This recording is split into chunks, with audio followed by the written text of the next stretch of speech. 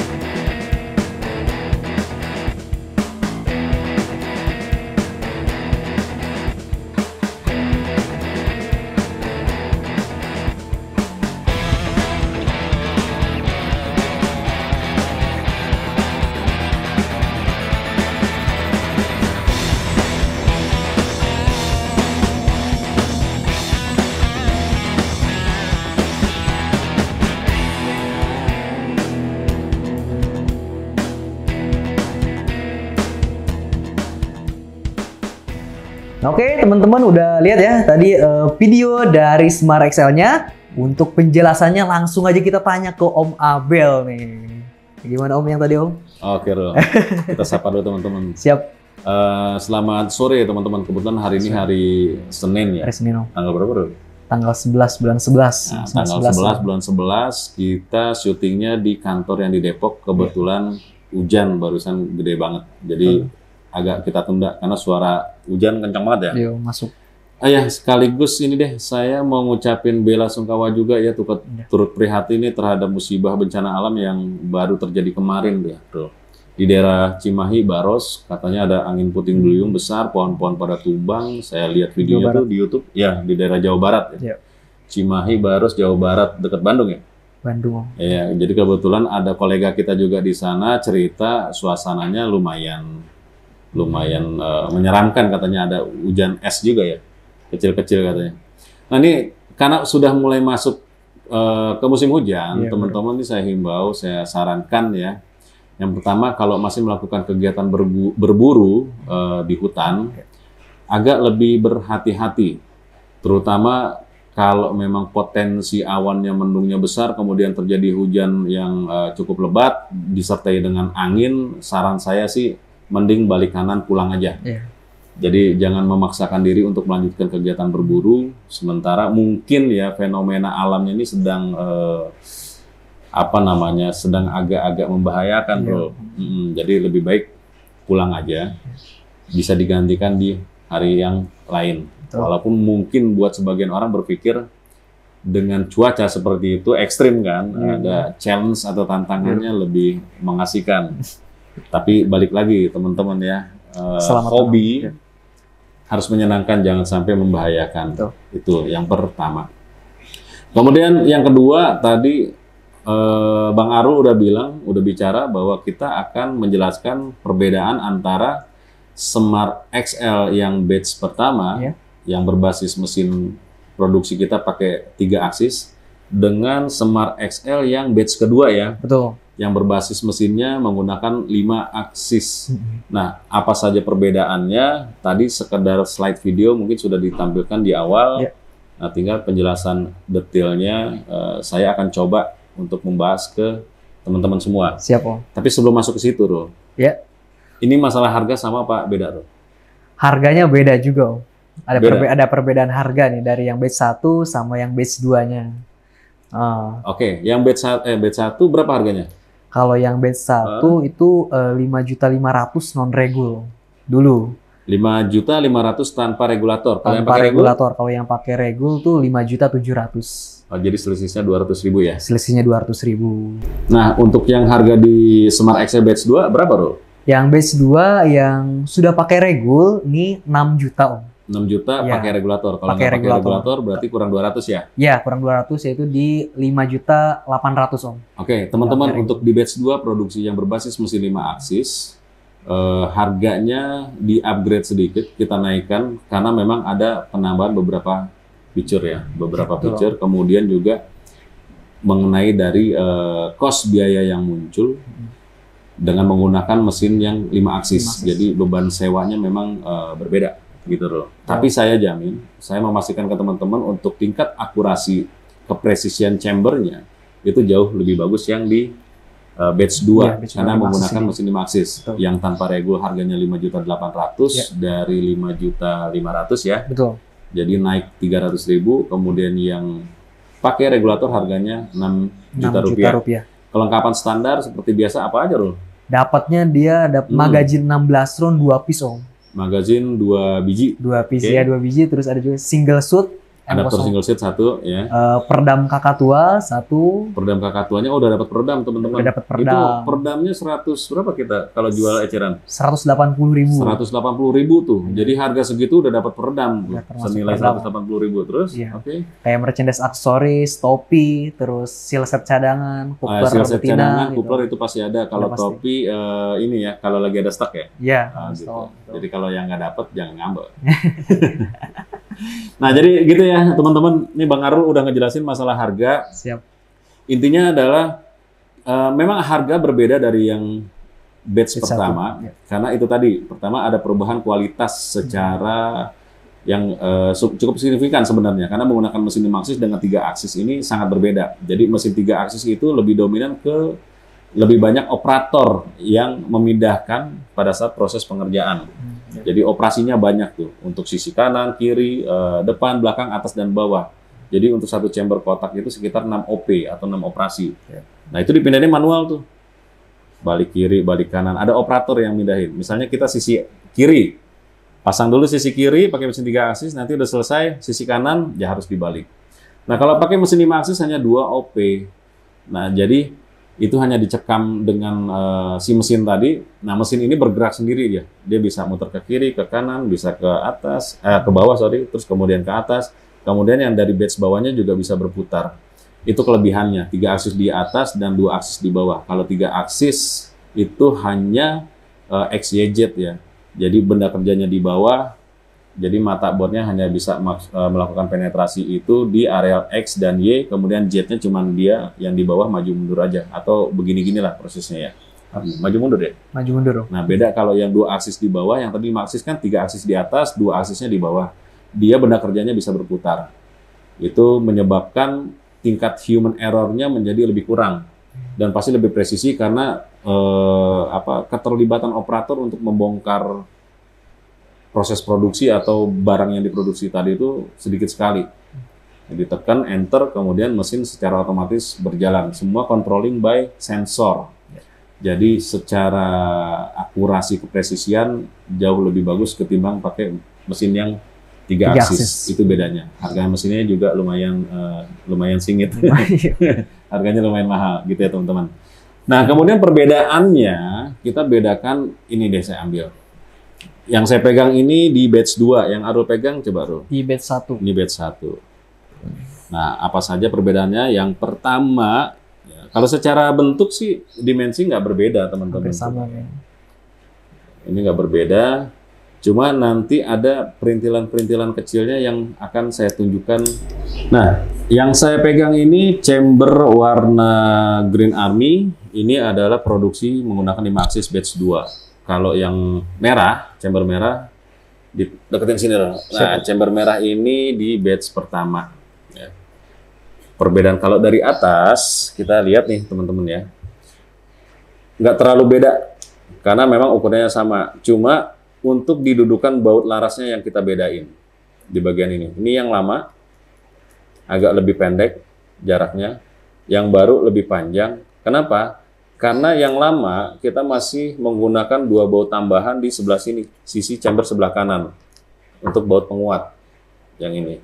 Sementara kalau yang di batch 2 ini nggak ada, polos. Gitu teman-teman ya. Kemudian dari set lever. Yang di batch pertama ini cenderung untuk lekukannya dia agak keluar. Nah, kemarin kita dapat masukan dari beberapa rekan pemburu, kepengen supaya dirapetin lagi seperti Semar generasi G4 dan FL, atau Semar Neo FL zaman itu. Rapat ke chamber, supaya katanya nggak gampang nyangkut. Jadi kalau kita lihat dari tampilannya seperti ini, coba dihitungin dikit terus. Ini agak lebih rapat ke body. Kalau yang Semar XL yang generasi pertama, di batch 1 itu dia agak lebih keluar. Ini perbedaannya ada di sini. Kemudian perbedaan lainnya adalah, nah kita lihat di markingnya. Untuk di batch pertama, untuk serial number tetap sama sih di bawah tulisan Semar XL. Ini juga sama, ini nomor serinya. Cuma untuk kayak maximum pressure dan lain-lain ini, kita pindahkan ke sini. Jadi yang di batch 2 ada di ruangan ini. Nanti ini akan hilang, nggak kelihatan karena ketutup popor. Jadi kalau dari luar tampilannya cuma kelihatan ada Semar XL dengan nomor seri. Juga sama, kalau yang di XL batch pertama kita taruh made in Indonesia di sebelah sini, di bawah areal side lever ya, coakan side lever. Kalau ini kita polosin, nggak ada, gitu. Tapi ini tulisan made in-nya ada di balik sini. Yang ini nggak ada, ini kita pindah ke sini. Terus logo juga kita akan rubah, sedikit diperbesar sih, bukan dirubah. Ini dibesarin logonya, logo Irabelco-nya, yang ini agak kecil karena waktu itu kehalang ada 2 baut. Nah, terus di areal trigger, teman-teman perhatiin deh, ini housing triggernya, ini lebih lebar dibandingkan dengan yang batch pertama. Kenapa lebih lebar yang di batch 2? Karena kita menempatkan satu feature tambahan, yaitu pengunci trigger. Ini juga ada pin-pin kuncian, ini polos. Kalau di baliknya sini sama seperti ini. Ya. Posisi bautnya kalau yang lama ada di sedikit ke atas, kalau ini kita pasangnya di bawah. Karena cover tutupnya dari samping dirubah. Ada penambahan feature di areal bagian depan sini, yaitu pengunci triggernya. Ini pengunci triggernya. Ini nggak ada. Nah, kita bedakan juga di desain lekukan pelindung triggernya. Jadi yang lama masih agak ngotak ya, atau bersudut. Kalau yang di batch 2 ini di bagian depannya lebih ke oval, atau lebih ke istilah kita R, radius melengkung gitu, teman-teman. Setelan hammer ya kurang lebih masih sama semua, nggak ada yang beda. Ini juga kalau tampilan dari sini, paling perbedaan terakhir itu ada di panjang tuas ini. Tapi ini masih bisa request sih. Kalau standarnya kita pendekin, soalnya kemarin ada yang bilang ke kita agak terlalu panjang, jadi dibikin simpel kayak Semar Neo yang FL. Makanya ini kita pendekin sedikit di bagian ini. Ini kita pendekin, yang ini yang lama agak lebih sedikit panjang. Ruang ledak konstruksinya sama, ya, jadi nggak ada perbedaan untuk di bagian dalam ukuran-ukurannya. Ini juga sudah ada tambahan valve adjuster. Nah, kalau unit yang sebelah sini, ini kebetulan unit mau dikirim, request customer dia pasang regul ya, kemudian ganti tabung komposit, ya Rel ya. Betul. Nah, standar dari kita tabungnya pakai tabung 360 cc. Regul standarnya seperti ini bentuknya. Nah, ini dia sudah pasangin juga dengan tambahan power plenum ya. Iya. Jadi opsi ini custom. Kalau yang ini standar. Kalau teman-teman mau request tambah power plenum bisa. Nanti harganya tinggal dibicarakan ke tim admin kita. Siap. Gitu. Ini masih bisa digedein lagi nih. Jadi ditambah plenum seperti ini supaya di area ruang penampung angin ini atau firing chamber volumenya lebih besar atau lebih banyak. Lain-lainnya semua sama. Nah, untuk masalah bobot, kemarin ada yang tanya, bobotnya berapa kilogram Om tanpa tele? Ini kalau udah di nol ya. Nah, ini tanpa popor ya, teman-teman. Beratnya di kisaran 2,5 kilogram. Kita anggap 2,5 kilo lah ya. 2,5 kilo tanpa popor. Kalau ditambahkan popor, tambahin. Ini popor modelnya yang standar ya, untuk lebih ke arah popor hunting.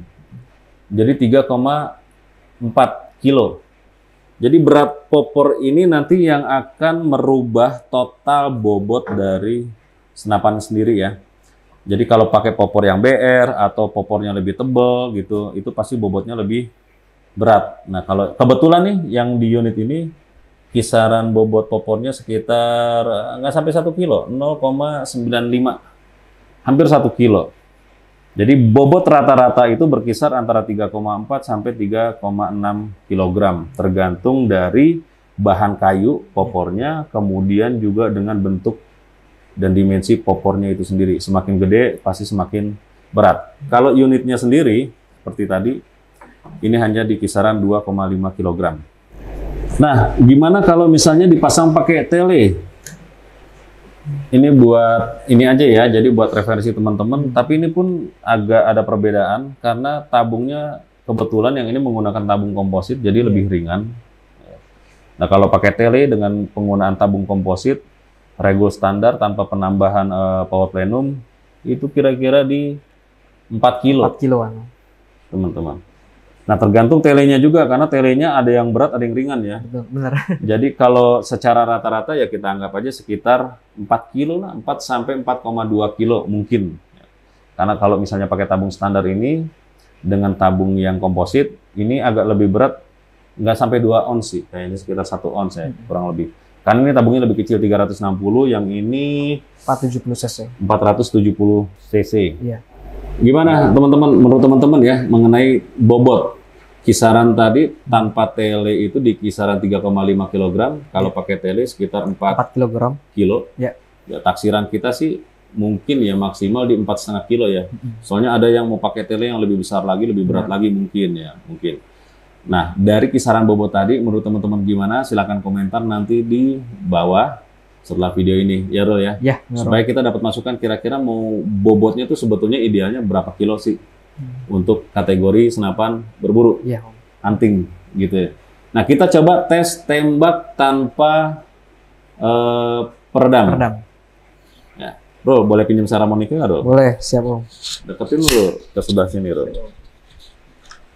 Ini kita coba setting standar 3, 2, 1. Nah, gitu teman-teman. Kita ulang ya sekali lagi. 3, 2, 1. Nah, kalau pakai peredam gimana?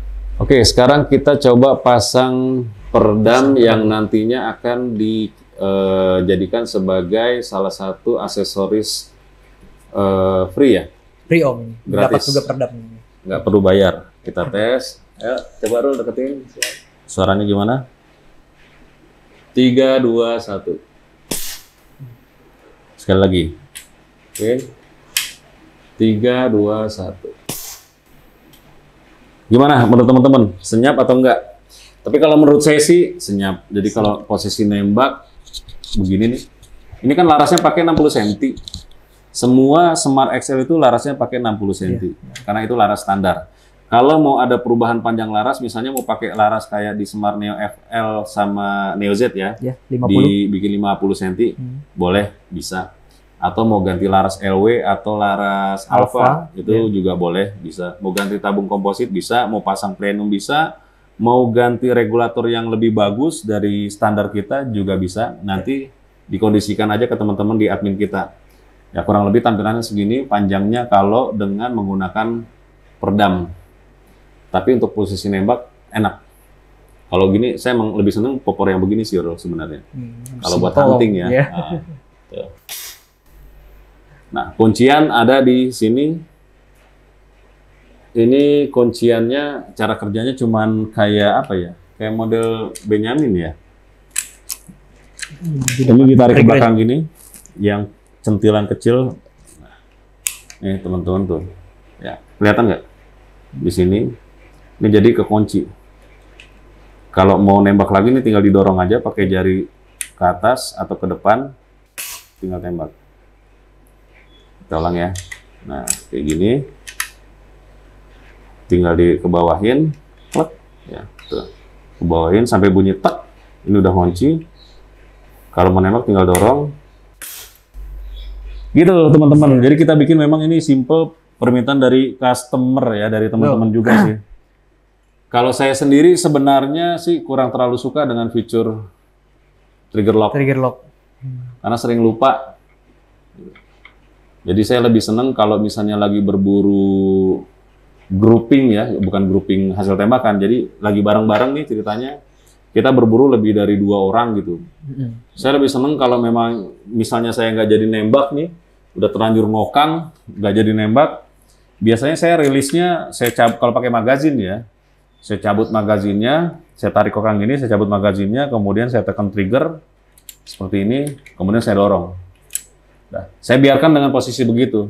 Tapi ini artinya posisinya nih free atau bebas atau posisi yang paling aman. Meskipun sudah ada terloading 1 peluru di dalam di laras. Laras. Nah, begitu mau ada buruan, saya mau nembak lagi ya saya tinggal kokang. Saya nggak perlu masukin magazin dulu. Baru saya tembak. Kalau memang saya yakin ini udah saya tembakin, pelurunya udah keluar, begitu nextnya saya mau nembak, ya saya pasang lagi magazinnya. Kenapa? Karena ini buat saya ya. Jadi ini tidak berlaku umum sebenarnya sih. Saya punya kebiasaan berpikirnya itu lebih baik buang 1 peluru daripada saya buang 1 nyawa manusia, gitu. Jadi memang beberapa kali kita berburu bareng dulu, awal-awal saya main senapan kisaran tahun 2014-2015an lah ya, sering tuh kita berburu bareng. Yang saya amatin sih kalau berburu lebih dari 3 orang, waktu itu kita sempat sampai 10 orang, bikin 2 grup. Itu agak ngeri. Terutama pada saat pindah lokasi ya, pindah posisi unit. Ngejar-ngejar dalam kondisi terkokang, lupa, karena emang saya ngalamin sendiri, teman saya itu dia lupa udah terkokang ya untungnya sih waktu itu kita lagi istirahat gitu, pas kita mau turun ke bawah nggak tahu kenapa kejedot pohon atau apa, toto dar gitu, kaget, kita semua juga kaget. Untung sih posisi laras lagi ke atas. Ya itu berdasarkan pengalaman itu akhirnya saya jujur ya teman-teman ya, saya membuat kesimpulan bisa jadi benar bisa jadi enggak. Ini tapi opini pribadi saya. Berdasarkan dari pengamatan saya, rata-rata pengguna senapan angin yang baru-baru, terutama yang baru ya, saya ngomongnya ya, lalai banget sama yang masalahnya safety yang kayak tadi. Lalai banget, serius ini. Nanti teman-teman komentar juga aja, nggak apa-apa, berbagi pengalaman supaya tujuannya kita bukan hanya mau jualan. Tujuan kita adalah mengedukasi teman-teman yang kategorinya entry level atau new customer atau new user, orang-orang yang baru bergabung di dunia hobi senapan angin, supaya mereka lebih aware, lebih peduli gitu loh. Betul. Untuk menjaga keamanan dan keselamatan, terutama ketika berburu grup bareng-bareng gitu. Jadi jujur pengamatan saya edukasi ini belum mungkin dimengerti, dipahami, tapi kurang dihayatin. Jadi lebih sering ngunci. Dia ngerasa dengan mengunci atau ya mengunci trigger lah ya, dianggapnya aman. Padahal prinsip kalau saya baca di orang bule ya, jadi kalau diterjemahkan dalam bahasa Indonesia kira-kira artinya begini: tidak ada satu senjata pun yang aman dalam kondisi terkokang. Prinsipnya batal tembak, kayak tadi tuh yang tadi gini. Saya giniin, saya tekan triggernya, kemudian saya masukin lagi, ini batal tembak, atau buang aja. Gitu. Itu prinsip orang sana, dan prinsip itu saya pakai.